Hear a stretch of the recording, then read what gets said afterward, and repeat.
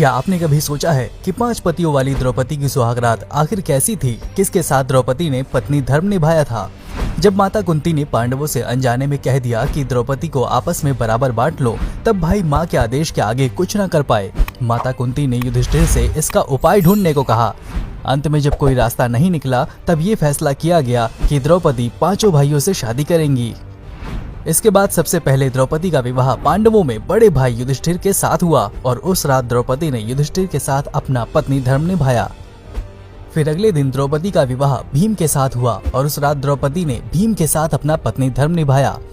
इसी प्रकार अर्जुन, नकुल और सहदेव के साथ द्रौपदी का विवाह हुआ और इन तीनों के साथ भी द्रौपदी ने अपना धर्म निभाया। यहाँ सोचने वाली बात यह है कि एक पति के साथ पत्नी धर्म निभाने के बाद द्रौपदी ने अपने दूसरे पतियों के साथ अपना पत्नी धर्म कैसे निभाया होगा। आपको बता दें, द्रौपदी को उनके पूर्व जन्म में भगवान शिव ने वरदान दिया था कि वो अगले जन्म में 5 लोगों से शादी करेंगी। इसी वरदान के साथ उन्हें ये भी वरदान मिला था कि वो रोज कन्या भाव की प्राप्ति करेंगी। इसलिए द्रौपदी अपने 5 पतियों को कन्या भाव में ही प्राप्त हुई थी। लेकिन संतान प्राप्ति के लिए भगवान कृष्ण ने ये सुझाव दिया कि हर साल द्रौपदी एक ही पांडव के साथ अपना समय बिताया करेंगी और जिस समय द्रौपदी अपने कमरे में किसी एक पांडव के साथ अपना समय बिता रही होंगी, तब वहाँ कोई दूसरा पांडव नहीं जाया करेगा और कक्ष में जाने से पहले पांडव कमरे के बाहर अपनी पादुकाएं बाहर उतार के जाएंगे, ताकि बाकियों को पता चल सके कि एक पांडव अंदर है। लेकिन क्या आप जानते हैं, श्री कृष्ण के बनाए नियमों के बावजूद भी एक बार अर्जुन के कक्ष में रहते हुए भीम अंदर चले गए थे और द्रौपदी को शर्मिंदगी का सामना करना पड़ा था। एक बार जब अर्जुन अपनी पादुकाएं दरवाजे के बाहर उतारकर द्रौपदी के साथ प्रेम प्रसंग में लीन थे, तभी वहां पर एक कुत्ता आया और खेल खेल में उसने अर्जुन की पादुकाएं उठा ली और पास के जंगल में जाकर उसके साथ खेलने लगा। तभी भीम अपने कक्ष की तरफ जा रहे थे।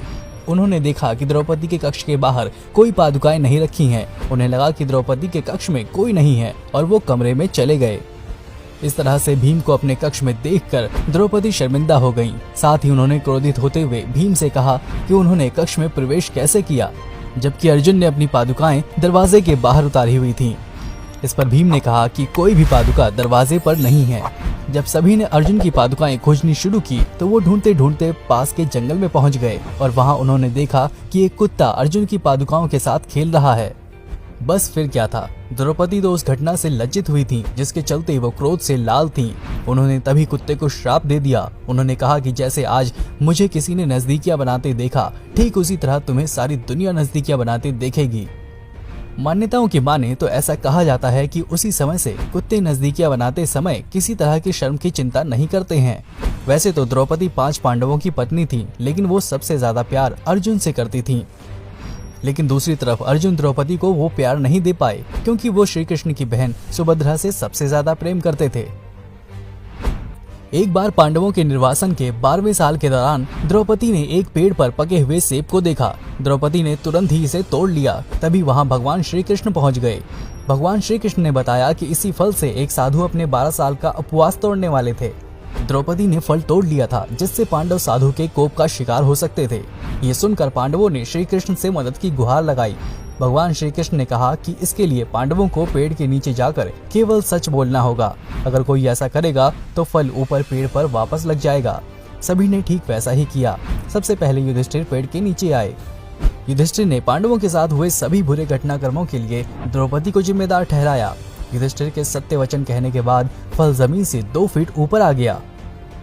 फिर भीम पेड़ के नीचे आए। भीम ने कहा कि वह धृतराष्ट्र के सभी पुत्रों को मार देंगे। युधिष्ठिर के प्रति उनके मन में बहुत श्रद्धा है, लेकिन जो भी उनके गधे का अपमान करेगा वो उन्हें मृत्यु के घाट उतार देंगे। इसके बाद फल 2 फीट और ऊपर चला गया। अब अर्जुन की बारी थी। अर्जुन ने कहा कि जब तक मैं युद्ध में कर्ण को मार नहीं दूंगा, तब तक मेरे जीवन का उद्देश्य पूरा नहीं होगा। मैं इसके लिए कोई भी तरीका अपनाऊंगा, चाहे वो धर्म युद्ध ही क्यों ना हो। अर्जुन के बाद नकुल और सहदेव ने भी कोई रहस्य न छुपाते हुए सब सच सच कह दिया। अब केवल द्रौपदी बची थी। द्रौपदी ने कहा कि मेरे 5 पति मेरी आंख, कान, नाक, मुंह और शरीर की तरह हैं। मेरे 5 पति हैं, लेकिन मैं उन सभी के दुर्भाग्य का कारण हूँ। लेकिन द्रौपदी के ये सब बोलने के बाद भी फल ऊपर नहीं गया। तब श्री कृष्ण ने कहा कि द्रौपदी कुछ रहस्य छुपा रही हैं। तब द्रौपदी ने अपने पतियों की तरफ देखते हुए कहा कि मैं आप 5 से प्यार करती हूँ, लेकिन मैं किसी और से भी प्यार करती हूँ। वो और कोई नहीं, कर्ण है। जाति की वजह से उनसे विवाह नहीं करने का मुझे अब पछतावा होता है। अगर मैंने कर्ण से विवाह किया होता तो शायद मुझे इतने दुख नहीं झेलने पड़ते, तब शायद मुझे इस तरह के कड़वे अनुभवों से होकर नहीं गुजरना पड़ता। ये सुनकर पांचों पांडव हैरान रह गए। द्रौपदी के सारे रहस्य खोलने के बाद फल वापस पेड़ पर पहुंच गया।